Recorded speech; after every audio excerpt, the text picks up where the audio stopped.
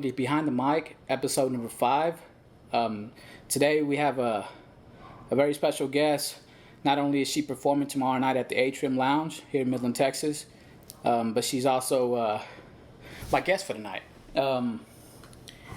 All the way from Cali, Northeast LA, we have Wicked Babydoll. What up, everybody? Midland was cracking. I'm here doing this dope podcast, but like you said, make sure you check me out at the Atrium Lounge tomorrow. Right? Correct. And if you haven't seen her performances, check out her videos and kind of give you a glimpse of what to expect.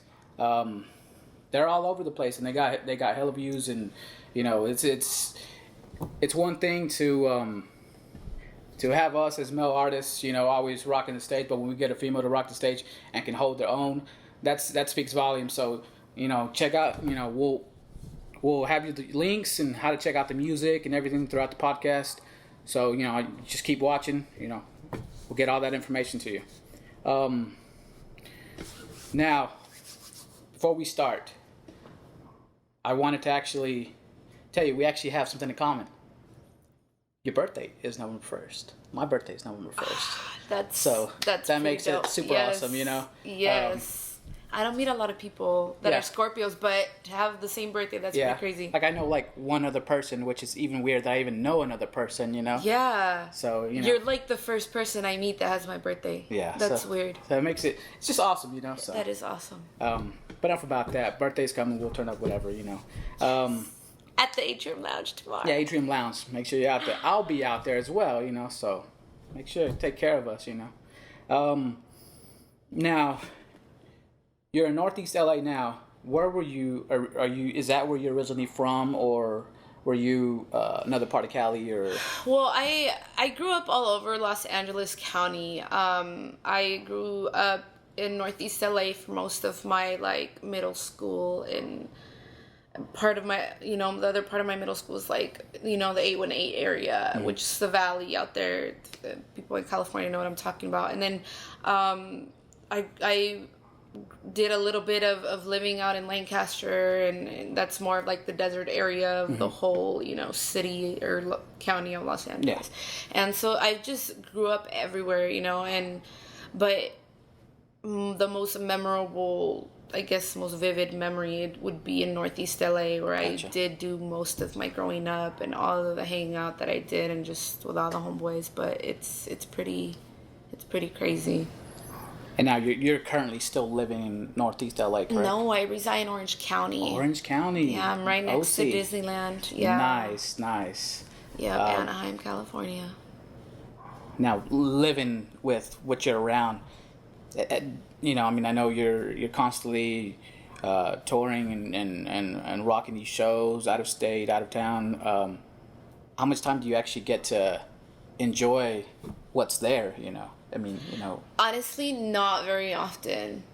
And as much as, like, Orange County has to do, because it's, like, the second biggest city to Los Angeles, it's like, I never get the chance to just go and explore and do stuff. Like, I always hear about it through a third person, but I can never be able to go.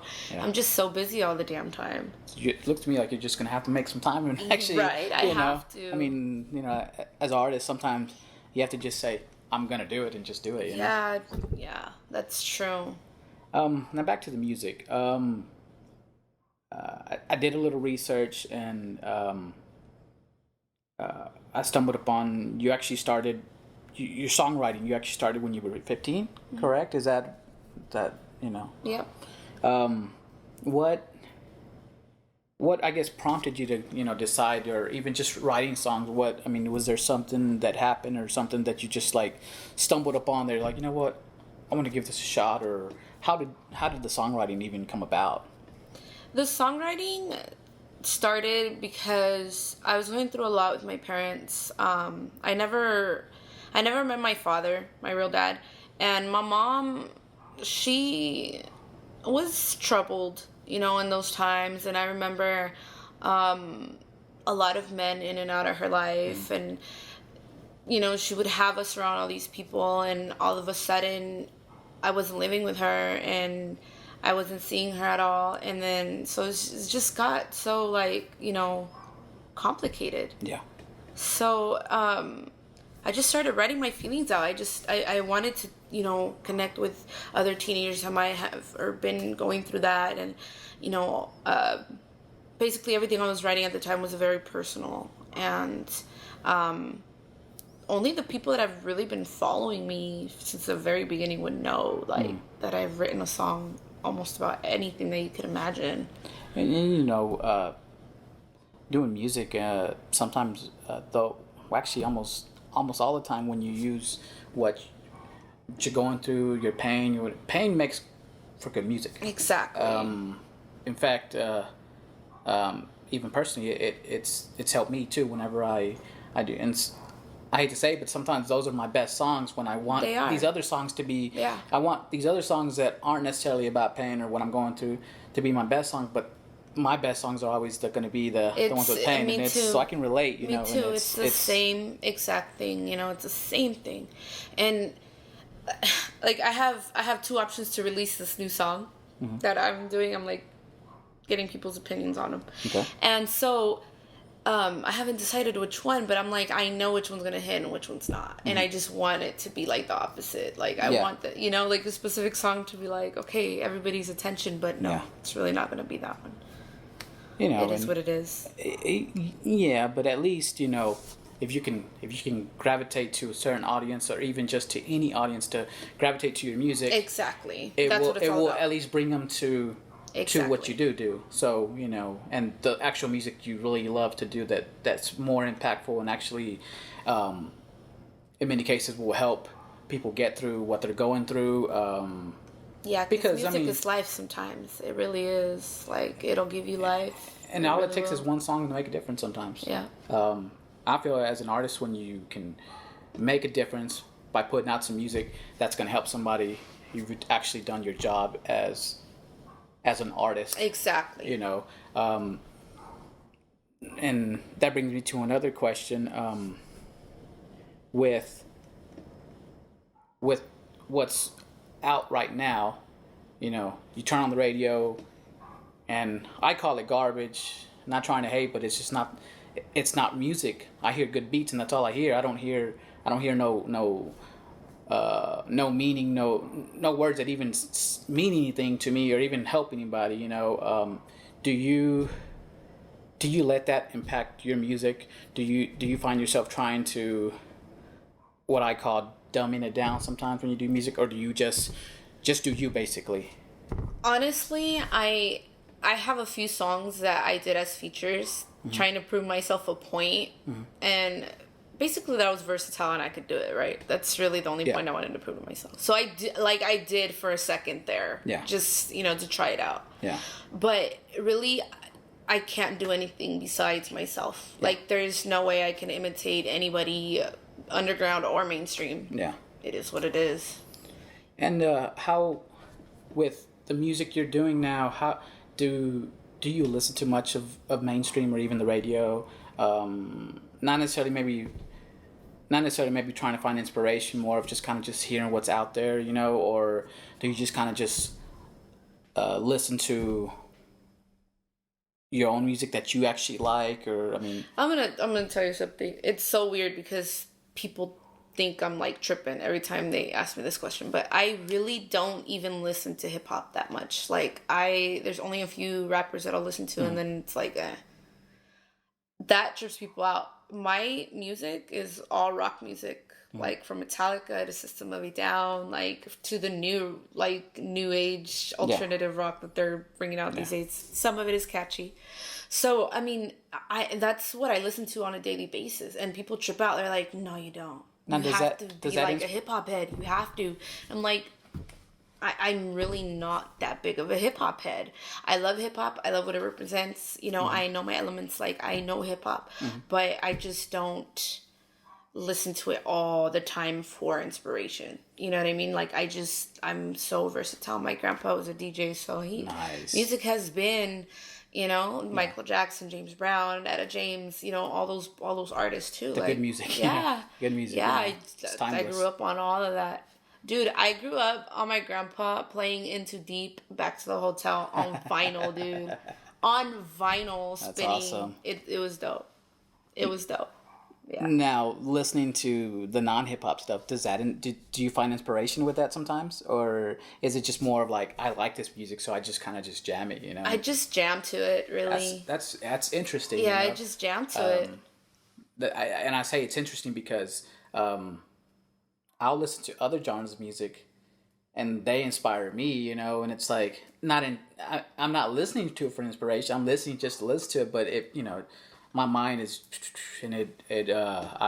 It gives you more knowledge in a way. Yeah, you know, and you get to appreciate music more. Hearing things here and there, and they're like, oh, I never thought of saying it that way, or we always, the mind's always learning.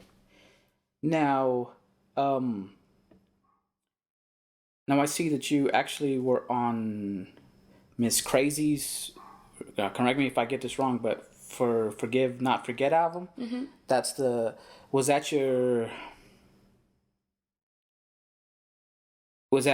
Would you say that that's one of the few times that kind of like you got I guess I want to say your break or a foot more into the game, I guess, or it definitely was. Because Miss Crazy, but before Miss Crazy situation, before that in 2009, one of my great friends now, Baby Wicked, she came out with Wicked Minds. For those that don't know, Rec, R.I.P. Rec.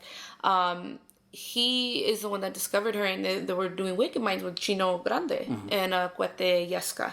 Okay. I believe they were all doing Wicked Minds back in the fucking 90s, dude, long ass time ago. Yeah. And I met her in 2009, so that was actually one of the first times that I really felt like I got a break, because she's been around the game. She knows all these players. She knows Frost. She knows Night Owl. All these old school cats. The legends now. So she grew up around these people. She knew them the way I know, like Psycho Realm and like other people. That's like the first generation, and she's really the one that brought me up on game with the rap game, to be honest. Nice. And that's how I like really started doing music. And we had Good Girls. We were in Good Girls together for a while. It was like a label she runs. Okay. And I was on one of her records, and then that's when Miss Crazy started to follow me. Nice. Because Miss Crazy and her are friends. Okay. And they've been around each other, and they as a matter of fact, Miss Crazy used to be a fan of Baby Wicked, so it's pretty dope that we are all doing this together now. Yeah. Like I want to say like 3 generations of women that came together for hip hop, basically. And this was for rap Latino. And this actually happened. You said 2009, correct? Yeah, in 2009. Okay.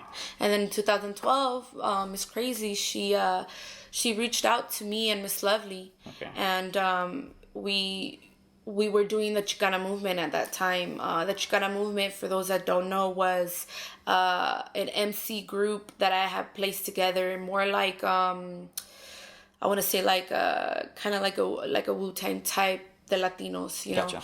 And that's what I wanted to do. Not necessarily be a group, but just like a bunch of girls that came together to do some. It was more of a movement. It was a movement more than a group, I guess. Exactly. Gotcha. So it was pretty dope. It was going great for a long time, and then things happened with the girls, and everybody just kind of moved on to their own projects. Everybody wanted to do their own solo situation, and Miss Crazy reached out to me and Miss Lovely because she had seen us do that, and she was like, well, what is this about? So she wanted to know more about it. She wanted to know more about what was going on and what we really stood for at that point.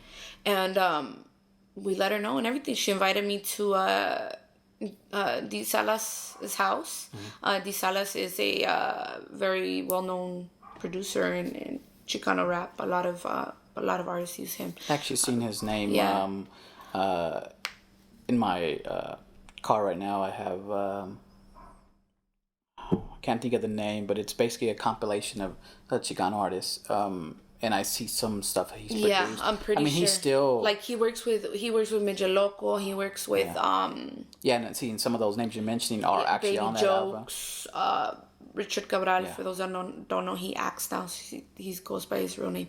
It's Baby Jokes. All the steel banging crew. He produces for them too. He still produces for Miss Yeah. Crazy. So he does a lot. And he's still producing till this day, yeah, right? he does. He has a real dope studio. I got the pleasure of meeting him, working with him. He actually composed a beat with us there, and he's very, very talented. Him and his wife, Daphne. But yeah, that's how Miss Crazy came about. But yeah, that was definitely a turning point as well.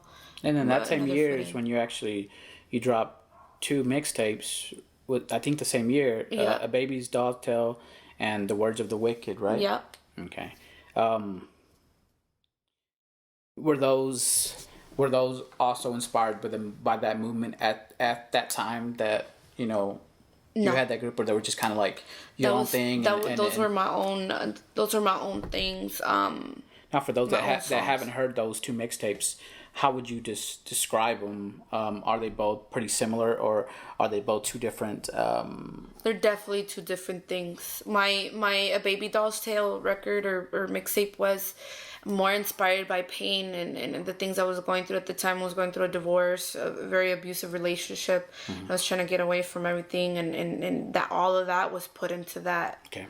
Into that mixtape. So it was very emotional, very like all over the place, I want to call it, because it was like, falling in love and hating you, and you did this to me, and all kinds of things all in one. Was it a lot of like? Could you describe it as like was it like storytelling type? Yeah. Yeah. Yeah, I mean, for obviously, sure. obviously talking about what you're going through, but telling it as a story. Exactly. To the music. Okay. Yeah, it was pretty dope. And then the Words of the Wicked was more based on coming out of Chicano rap and trying to slowly, move into a different direction. And that mixtape definitely did it. Now, you mentioned kind of getting out of the Chicano rap kind of, and I see this just as even just a fan. I see a lot of Chicano artists let themselves stay stuck in just all their music is literally just called, it's just Chicano rap. Yeah. So instead of actually breaking out and trying to spread and reach other audiences that aren't necessarily only tied to Chicano rap. I see that happen all the time, and even some of some big name artists, they stay stuck, for me personally, people like Bash and all them, they found a way to get out of just that, and do you feel like now you're truly kind of, we can say that you're a music artist as opposed to saying you're just a Chicano rap, Chicano rap or whatever, do you consider yourself now with the music, knowing that you can do just about anything? Can we just label you, you're just a music artist, kind of given that broad title to say that, hey, I can hold my own with whatever I really do kind of deal, Do you feel like you're there now, or do you 100% feel like... yes. Awesome. Yes, because for the longest time, I didn't know what I wanted to do with this. I didn't know where I was going to take it. Mm-hmm. And just paying attention to everything, just kind of taking the backseat for a bit and just reevaluating everything. I came back and kind of reformed, kind of reconstructed, just totally redid Wicked Babydoll with, lyrics and stuff like that. So I think that helped a lot. With trying to break out the box is what I'm going to call it, trying to break out the box of that, did even your image as far as the way you dress or the way you try to portray yourself on artwork or when you're at shows, did you try to make a change in that as well? Yes, most definitely. Because I mean, we get comfortable sometimes and we might want to change the type of music we're doing, but we kind of forget that, hey, the way we look or the way we dress sometimes has not necessarily looked the part, but if we make a change, we kind of want to, hey, look, I've changed too, and, yeah. That's why I asked that, because sometimes we'll forget that aspect of it, because what people see sometimes is that's, you want to, that first impression, whether it's they're seeing you on the for the first time on a music video or on an album cover, mixtape cover, whatever, or even photo shoot of some sort that you have posted. You know, that may be the first time, so they're gonna get that some certain kind of first impression, and that's, as artists, sometimes people forget that that's important. And you know, I have this issue a lot. Yes, it's true. It's true because, you know, like me, and you could tell the evolution through my covers. Literally, it's like from tomboyish to, you know, the transformation. Like I grew up. Yeah. Like I grew out of that. I, you know, moved on. And it's crazy to go back and see, because I used to dress with the Dickies and the Cortezes and the big shirts, and I used to, you know, I didn't have eyebrows at that time. Horrible. But it's just a phase I went through. And not that I'm dissing it or nothing, because that'll always be home. That's like how you started. Like you never forget those memories and the people that were in that, you know, with you. But you just change, and especially me. I have kids, so you know it's not the same. Yeah. As it would be for, you know, any other artist. Yeah. You know, so it's any other artist that doesn't have kids. I should say. Yeah, and as a person too, you know, the fact that you can kind of even see, you know, if we were to lay out your titles you have here, and just to see, you know, the fact that you can visually see the growth too.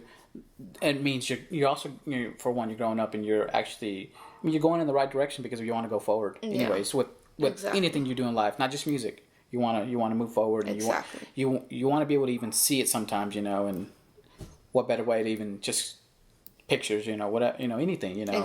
And I'm sure that even you know, your older stuff compared to what your new stuff, there's growth in there too. Yeah, oh yeah, and that's most definitely. You know, that's important because you want to grow, you want to improve.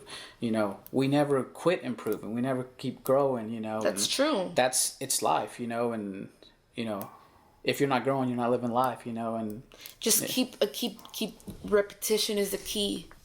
Como dicen, if you do it over and over, then you might succeed. But yeah, you know, it's definitely growth. And I'm very happy we did that, man. It's crazy.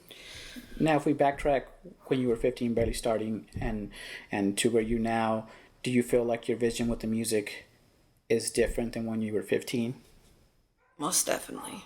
You know, do you feel like you value more things, even musically, as opposed to when you first started? Yes, I do, because it was crazy how much support I had when I was 15, but now it's like I get people from like MySpace days hitting me up like, yo, like I used to follow you on MySpace. That's a long ass time ago. For for you guys that don't know, MySpace was around like in 05, 06. Like that's a long time ago. So I was like, damn, that's crazy. That is crazy. I have people that bought my first shirt that I ever printed up. Like, I'm like, damn. For them to remember that, I mean, it's flattering, and it's just respect, you know. Yeah. You know you made an impact on somebody, you know, for them to even remember you. You know? 0 people or 1 person, doesn't matter. Like, the fact is that they supported you, and they're still supporting you, because they just, after all this time, they're still, like, sending you stuff. It's dope. Yeah. It's dope. And then some I have a real cool relationship with. Like, some have actually become my friends in real life, you know what I mean? So it's pretty dope. I mean, what it sounds like, and it's awesome when you can even give your fans that personal connection sometimes, you know? Yeah. It's a blessing. Not a lot of people could do that. It's a blessing. You know, and that alone, you know, to me, that just shows me that how humbled you are. You know, you're not, you know, no matter how good things could be or how big you can get, you know, you remain like that. And that's something to me that lacks sometimes when just in the music game in general, you know, unfortunately, yes. You know, and I'm sorry, but there's a lot of big-headed motherfuckers that are not even that above of me, and they act a fool, man. It's crazy. This game is cutthroat for real. Yeah, it's pretty crazy. In all aspects of it, you know. But I stay real, man. Like right now, one of my fans Snapchatted me because they seen that I was in Midland, and they're from Albuquerque, and or the 505 in Gallup, and they're like, yo, where are you at right now? I'm like, I'm in Texas. But he wasn't, he was just expecting me to type, but I was actually like video chatting this dude from the 505. And That's you know, dope. it's like, he's like, I never thought you would reply to me like that. That's dope. Like, thank you so much for doing that. I'm like, man, it's nothing. Like, I'm just a regular person. And that's how I want to just be considered. Like, I want to be that friend, you know, like, oh no, I know Wicked, you know, we've kicked it. So it's like, I don't even give, you know, I don't care about all that. So for the ones that don't know, you know, she's the one that you're really talking to, even if it's just behind a message, email, Facebook posts, Snapchat, everything. It's all her. She doesn't have a manager doing all that, or a person assigned, or what do they call it, a social media ambassador, or whatever people call them nowadays. You know, you're talking to her. So anytime you get a chance to hit her up and she hits you back, that's really her, you know. Yeah, that's respect, I try to take my time as much as I'm like so busy all the time, because I'm a mama bear and student and full-time rapper. Like, you know, bear with me, but I try to reply to everybody, and that's just how I've always been. Like, I don't think I'm ever gonna have a diva moment. It's crazy. Well, that's respect, you know, because you know, a lot of people make it or even think they make it, and they forget where they came from. Yeah. Or, you know, and that's just, it's sad, but, you know, and much respect to you, you know, for being so humble, and that is the reason why your success is continuing, you know, and you know, you're far from done, you know, you're just I'm barely starting. You're just getting started, even though you've put in work, and you've been part of the movement, you know, down in LA, you know, with the whole Chicano movement, and now you're branching out and trying to do more, and that's awesome, you know. Now I don't know if anyone's ever really asked you this or anything, but the name Wicked Babydoll, where does it come from? You know, how did that come about? I mean, you know, I'm gonna give you some exclusive ass news right now. Right. Like, this is like, nobody in the world knows this, unless you know what the fuck, you know, tattoos are. But if people don't know certain things, you're not gonna know what the fuck's going on. So this is exclusive. You're the only person I've ever told this to. All right, confession right now. All right, I'm actually from 18th Street. Okay. I'm actually a gang member. Okay. I've been banging the hood since I was fucking 11, 12, 13, all my teen years. That's all I was doing, getting in fucking trouble, being a hoodlum. And so my nickname in the hood was Baby Doll. Okay. And that was my name, like that you know, alpha bitch for I don't give a fuck, like that was my name.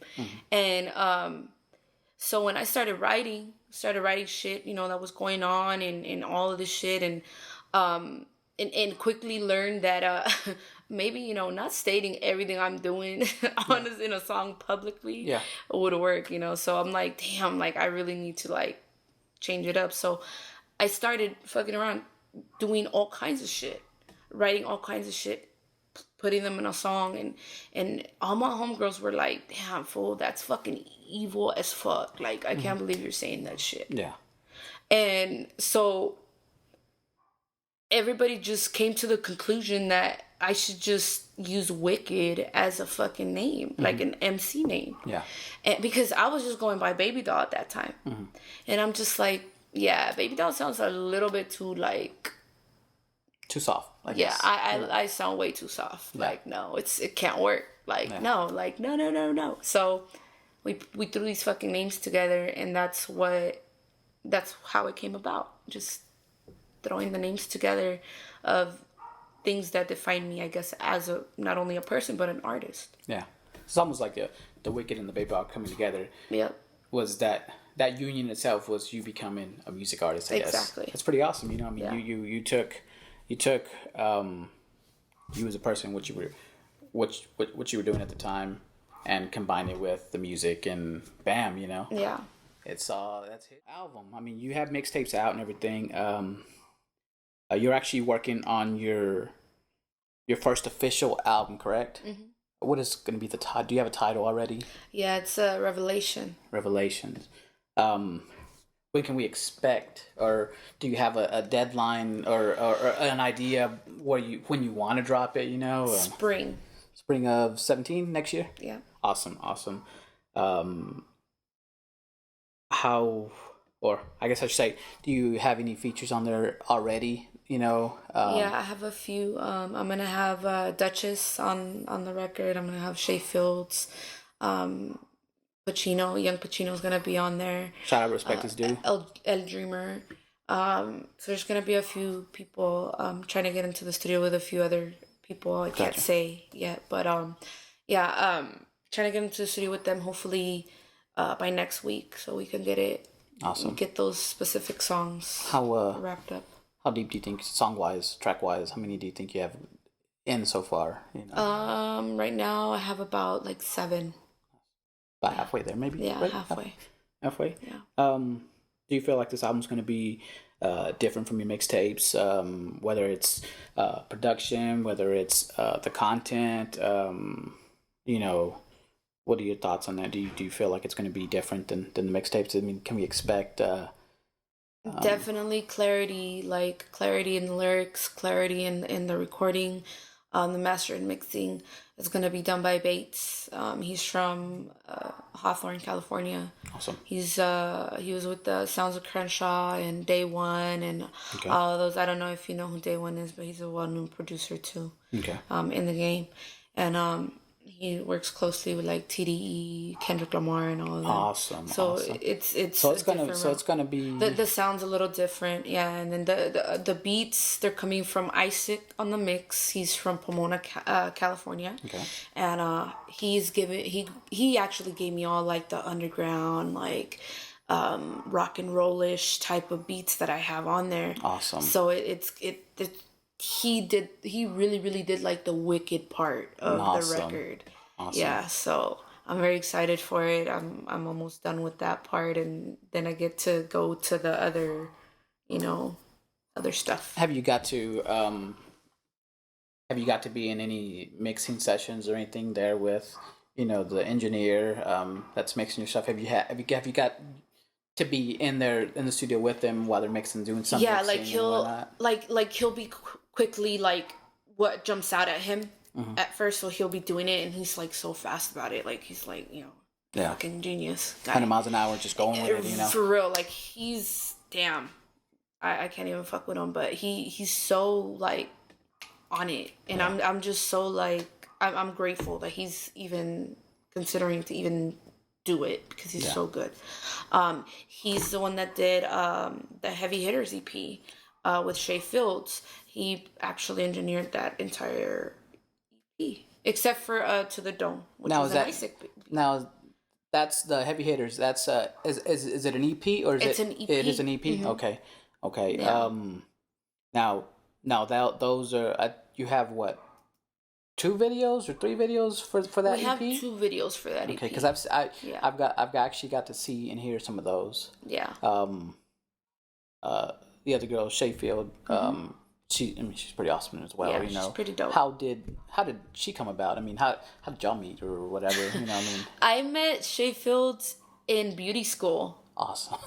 Yeah, I met her in beauty school. Me and her were living in Lancaster at the time, and we were going to beauty school. And we clicked. She's a Scorpio too. Awesome. Yeah, so we clicked right away. We found out we were doing music, and she told me, she's like, come over one day. And I didn't even know for what, but this girl had a studio in her apartment. And it was legit. Like, she had someone there and everything, mixing and mastering her stuff at that time. His name was Reggie, I remember. And we were doing a bunch of songs, and This Is Why They Call Me Wicked was actually recorded there. That's my first mixtape. That awesome. Song. That's the first song that I released. So you actually ever. have history with her. You had real history. Yeah, It wasn't like real history. It wasn't like you just met her and hey, let's do some music. It was more like nope. I mean, you met her and y'all clicked and yep. And a lot of music got created there. I've known her daughter since she was born. It's been that long. It's almost like a sister almost. Yeah, it is. Beyond, I mean, she's like family now. She's one of my really, really, really, really close friends. That's awesome. And that's it's also I found that when you find people like that and they become like family, that makes this music worthwhile, and it makes it does. It's not that's so when lonely. yes, and that's when some of the best music gets made. Yeah. You know, so I mean that's it's you know what, I'm so excited to release all the new Heavy Hitter stuff because we're working to release all the Heavy Hitter stuff. But we're gonna just release them with visuals, so expect some visuals from Heavy Hitters. now Heavy Hitters, is that more of a movement with you and her, or is it more of like a, it's like almost a crew. like a crew, you know? Yeah, it's like a crew. That's awesome. Yeah. Not to mention, you know, a female duo, you know, I mean, you know, Yeah. you really don't get that. Usually you have a girl just being part of the crew, you know, of an all guy crew or something, you know. She's just almost like so she's cliche. like the token girl because she's the only girl there, you know. And but that's pretty cool, you know, because I mean it's not many people, even mainstream, not many females are even attempt to really be unified and try to put a project together. I'm not. You know? Don't get me wrong. It's really catty, you know. I don't think me and her have ever had a catty moment though. Not about bullshit like that. Yeah. You know, me and her, instead of like hating each other, we're pushing one another, and the fact that she brings a different flavor and I bring a different flavor to the table, that's what's making people pay attention, because they're like, "Oh, fuck, we've never seen that shit." And Heavy Hitters is that term itself. I mean, I hear it and I'm like, well, I want to know more, you know? Yeah. Because I mean, Heavy Hitters. That's a statement. That's quite a statement you're making there, and the visuals and the musics that I've been able to hear, you know, dope. I mean, it fits the name, you know. Yeah, it does. You know, we get our occasional haters, you know, but everybody's going to be a critic regardless of what you exactly. do. And so the fact that you got them, you're doing something right. So, exactly. I mean, that's the way I so see it, you know? it's cool because I still get the view. I still get, you know, they still saw it. They're still going to mention it to somebody. So it's and they're probably still going to watch it over and over. Yeah, we got to it admit, goes you know, down. You know, it's really good word of mouth. Hate is secret love, basically, to me, you know. So it is. So don't let it stop you guys. With one thing I want to touch on is just females in the game. You know, how do you feel about, you know, even when you go to the mainstream level, you know, there's not much. I mean, there's a lot of females that do it, but not enough that get the proper credit that they should. Yeah. You know. I agree. And even some of the ones that make it mainstream, they're not necessarily great. It's just, I don't know, somehow they got attention and they made it or whatever, you know. Me personally, and you being from Cali, I'm pretty sure Snow the Product, you know, I mean, she's from Cali, you know, and she still, I mean, she may be living here in Texas, but she reps it like no other, you know. Being in Cali and doing music when you were doing music, did you ever have any run-ins with her, you know, or just Snow? Yeah, Snow. No. Would that be somebody you would look forward to maybe possibly working with? Of course. Because I mean, you know. Let me tell you something. Snow the Product, I feel like she needs to have already made it. Like, why isn't this girl everywhere? Like, why isn't she opening up at the fucking Grammys? Like, why? That makes me, it irritates me, because it gets to the point where we feel like it's because of our race, because we're Latinos and we can't be there. Why? Because we're not, you know. It sounds fucked up, because I have so many friends that are black, you know, like I have so many friends, and it's like, it sucks that there's still that division with us, you know. I feel like she should have already been up there, and it's like, damn, that and shit pisses me off. She even had a record deal, but I don't know, I mean, don't exactly know what happened with Atlantic, but you know, a lot of labels like to pick artists up and kind of just sit on their projects. They just want to see them kind of like push it for themselves, and that's what a lot of labels do now. And but at the same time, they have her, like, you know, or whoever they have tied with a contract that they can't do certain things, and it sucks. Like, you can't really be 100% yourself when you're a part of a label, because you have to do what they're telling you. Yeah, you know. And she's so super talented in so many ways. Yeah, I mean, the girl is like the female Eminem, I feel like. Yeah. You know, I don't know if you agree with me, but that's how I mean, I feel like she's one of the greats to me. To be like high up there, man. And every time she does something like the voting, the reposting, the everything, like I'm there. Like I share, vote, all of that for her. Because if we don't do it, who the fuck's gonna get our people up there, dude? Exactly. It comes within us to help each other out as a unit. Yeah. Because we're all raza. It doesn't matter. Look, I'm 100% Salvadorian. A lot of people didn't know that. I'm 100% Salvadorian, and a lot of people are like, well, I thought you were Mexican. I get that all the time. I thought you were Mexican. Well, what does that matter, dude? We're all Latinos. Yeah. We're all one unit. I mean, that's an awesome fact, you know. To the first white person, we're Mexican. It doesn't matter where we're from. Exactly. You know, yes, be proud of your country, but be proud of your skin, too. We're all brown. Oh, yeah, definitely. And I think a lot of it is with labels, they want you to be politically correct. And they want... There are just certain things they don't want you to cross into or even do. So it's, you know, I get that, you know, which is probably even yourself. I mean... You, at this point, would you say you'd rather stay independent for as long, you know, for unless an opportunity comes up that's just you can't refuse, and the terms are right, you know, where you can still be yourself. For sure. Have you had any labels approach you as far as whether they were mainstream or just another indie label that's really doing some things? Has anybody tried to approach you to possibly work out some kind of deal or anything? Well, I think everybody's had their run-ins with, you know, labels coming up or certain people that want to start something with you or whatever. Mm-hmm. I think a lot of people have that, but yeah, I've had many opportunities. I've even been flown out to Chicago to sign, and I ended up not signing for whatever reason. Yeah. There's a lot of people doing it, but it's more about proceeding with actions instead of just words. Yeah. And I've dealt with a lot of people that do that, a lot of people that procrastinate and kind of put a hold on my career, and it became to the point where I'm like, I'm not even gonna do it. Like, I'm over it. I've waited too long, and I'm too determined, too hungry for this. I mean, look at you now. I mean, you're doing shows all over the place, you know, and I mean, you're doing good for yourself, and I mean, you know, exactly. All by myself, by the way. The brings me to another thing. I mean, social media, the internet. You know, how has that impacted? Has it helped? Has it hurt? I mean, has it helped your music career? I mean, I'm gonna be honest with you. I feel like it's unfair now because a lot of like artists back in the day, they didn't have the advantage of social media, the internet. Now it's so easy to just upload a song and everybody's gonna hear it. Yeah. You know, but it also became a headache for us music artists because people steal our music. Yeah. So it's like, give and take, I guess. Yeah, you know, I guess it's good and bad, you know. Yeah, there's no like win-win. It's just whatever you can take, I guess.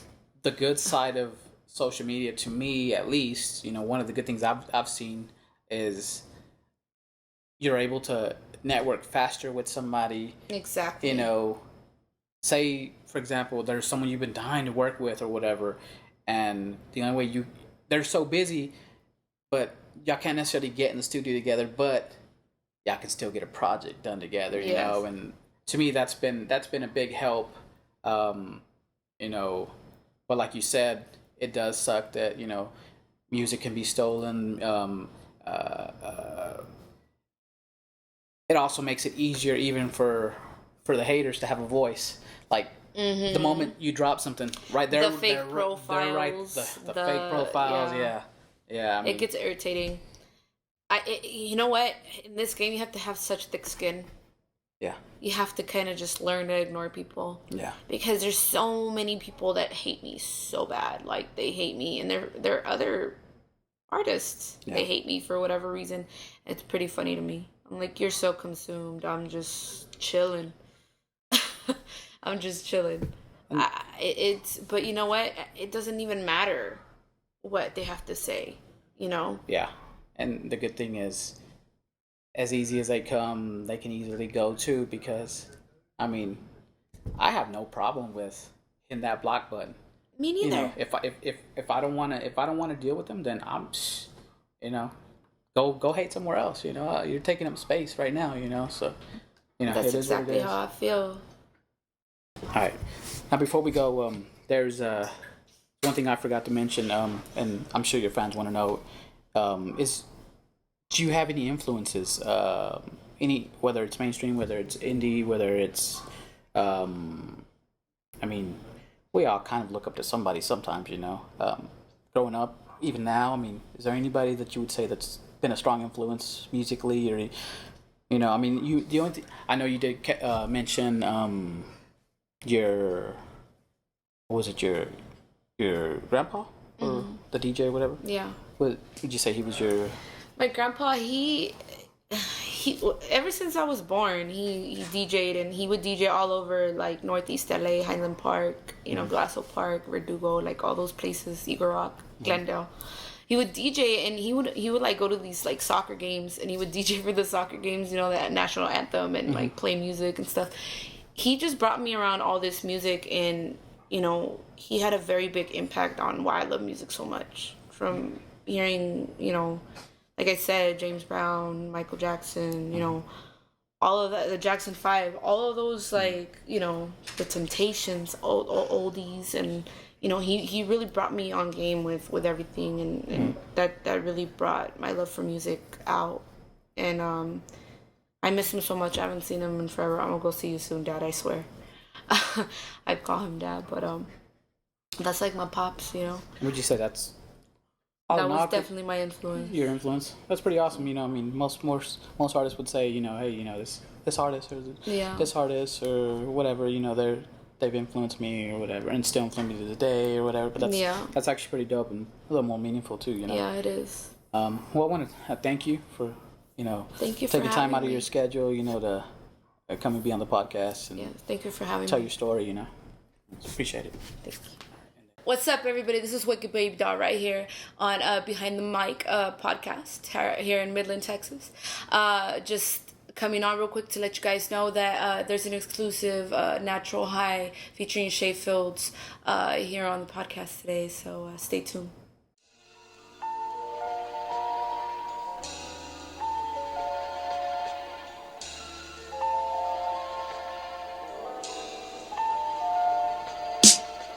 Find peace in the stars, a calmness going 50 down the boulevard.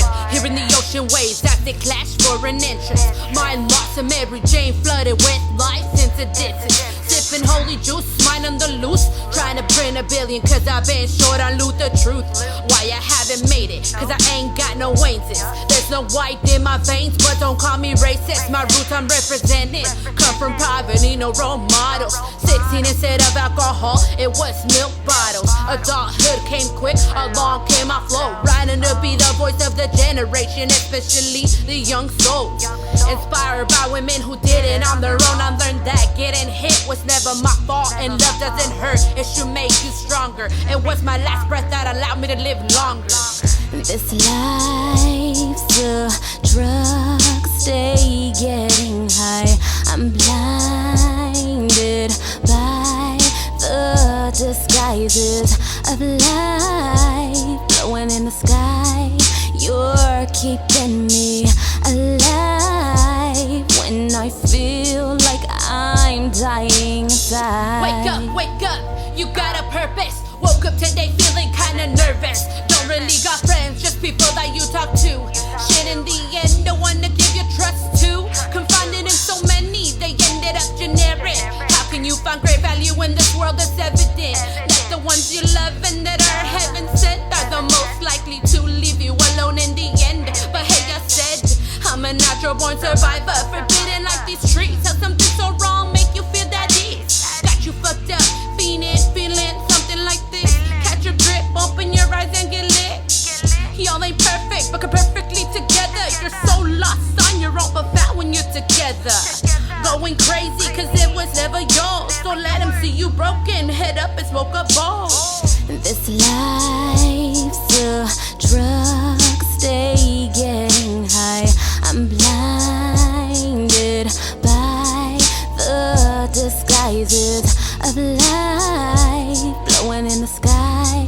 You're keeping me alive when I feel